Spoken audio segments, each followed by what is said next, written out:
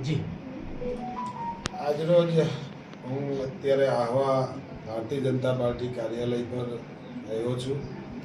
એની પાછળનું કારણ એક જ છે કે હું નવસારી મહાનગરના મેયર પદે બેઠા પછી ભૂતકાળમાં મેં ડાંગ જિલ્લામાં, તાપી જિલ્લામાં, સુરત જિલ્લામાં, વલસાડ જિલ્લામાં કામ કર્યું. એટલે સ્વાભાવિક છે કાર્યકર્તાઓની લાગણી હોય કે હું જ્યારે મેયર બનું ત્યારે મને શુભેચ્છા આપવા આવે.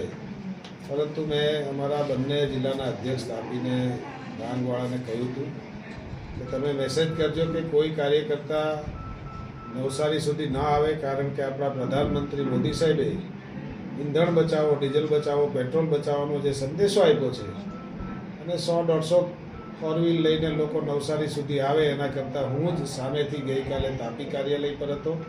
આજે ડાંગ જિલ્લાના આહવા મથકે છું.